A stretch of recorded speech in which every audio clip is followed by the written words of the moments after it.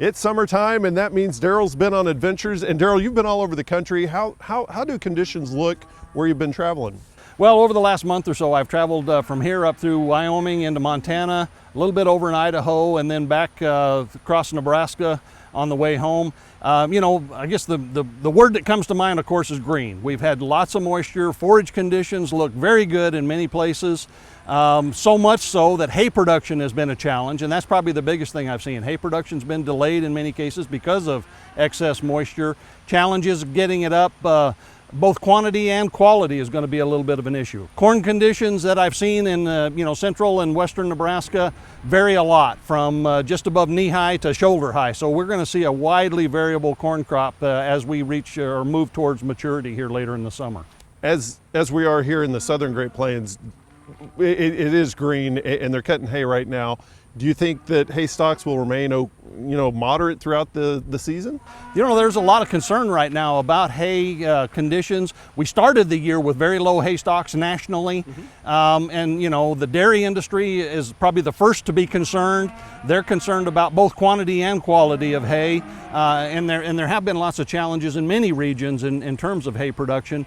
So I think it's something we have to keep an eye on. Beef cattle, of course, use a wider variety of qualities of hay, so it'll be something we have to really watch from a nutritional standpoint next fall. Had some good news last week in the price of cattle. Had a little bit of positive movement there. What's driving that?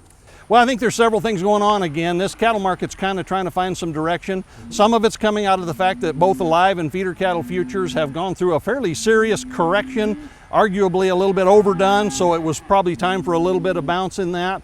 Feeder cattle, again, with the corn market kind of weighing on it, and this futures market sort of weighing on it, have moved counter-seasonally lower, especially for the heavy feeder cattle. They normally move higher through the summer and peak in late July or in August. We may be back on track to see a little bit of that seasonal pattern here as we go forward. Fed cattle, it's probably a little early to be sure we've got a summer low in. That usually doesn't happen till late August or Labor Day, but it could be. And so I think, again, we kind of watch going forward. We still got some hot summer doldrums here to get through, from that standpoint before we can really see our way into kind of what those fall markets are going to look like. Well, you did talk about that a little bit, and let's drill down a little bit to the most recent part of it. July 4th, we made it through there. How does beef look as we move forward?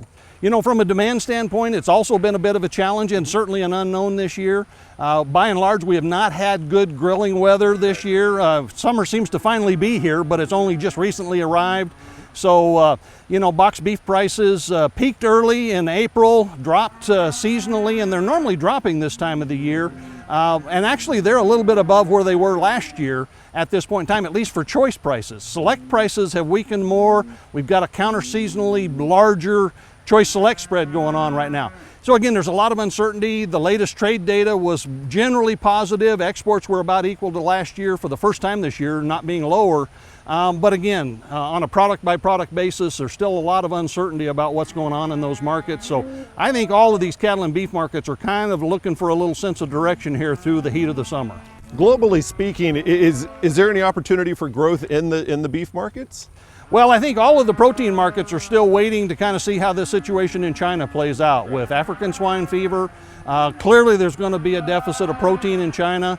The pork industry in the U.S. continues to expand. We've got large supplies, and we've been anticipating, even with the tariffs in place, that there would be more demand from China. Hasn't really materialized, at least not in a sustained way yet.